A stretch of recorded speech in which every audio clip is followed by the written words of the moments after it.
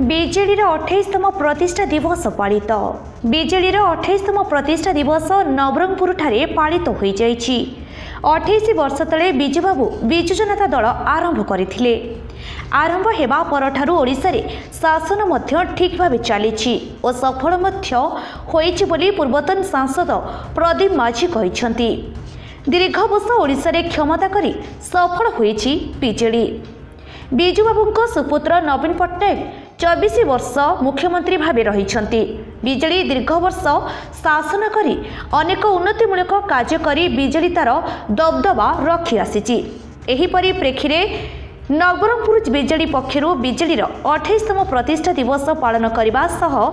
BJD ଦଳର ଉନ୍ନତିମୂଳକ କାର୍ଯ୍ୟ ବିଷୟରେ ନେତୃବୃନ୍ଦ କହିଛନ୍ତି। ଏହି ଦିବସରେ ପୂର୍ବତନ ବିଧାୟକ ସଦାଶିବ ପ୍ରଧାନୀ,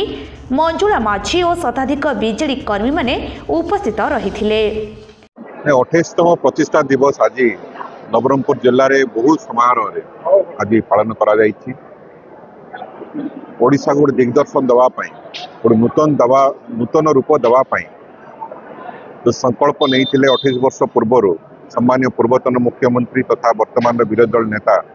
श्रीमान नवीन पट्टनायक से स्वप्न से साकार कर आज आम समस्त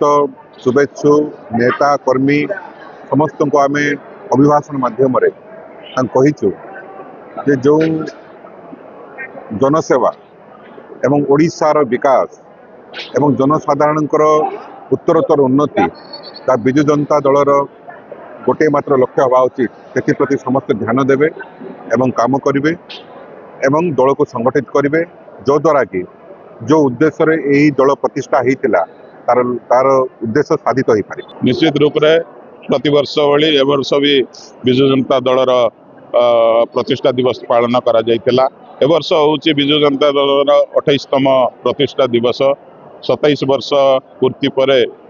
दीर्घ 27 वर्ष रे दीर्घ 24 वर्ष धरिकी ओडिशार पूर्वतन मुख्यमंत्री माननीय मुख्यमंत्री श्री नवीन पट्टनायक जो सब कार्य करथिले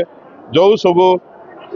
ओडिशार सर्वांगीन उन्नति पाई करथिले से गुड़ा उपरे चर्चा होता एवं वर्तमान जो 6 मास धरिकी गोटे सरकार ओडिशा रे आइछन्ती से सरकार जो सब प्रतिश्रुति देइथिले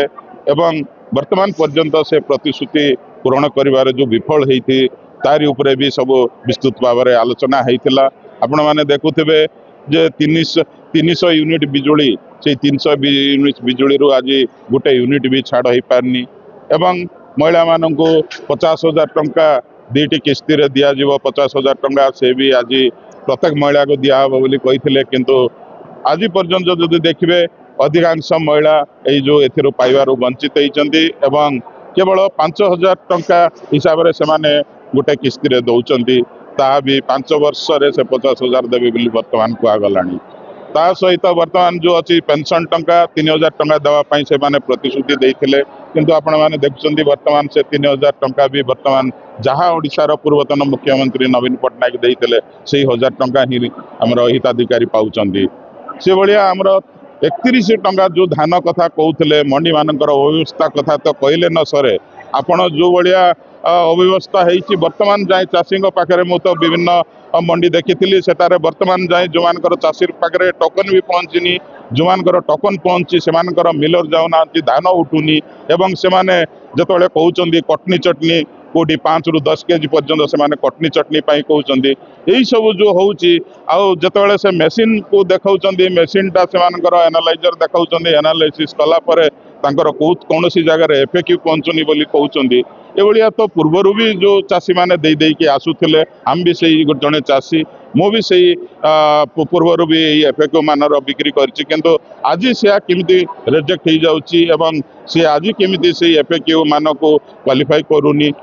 तो आपण मैंने एथुरु स्पष्ट होते जे 3100 टंका देवाटा भी एक धुआ बाण 3100 टंका भी केबे आपण माने पाई परिबनी यही विभिन्न कथा उपरे आज आलोचना होता आउ ओडिशार पूर्वतन मुख्यमंत्री नवीन पट्टनायक जो सुशासन देकी आज जो भाया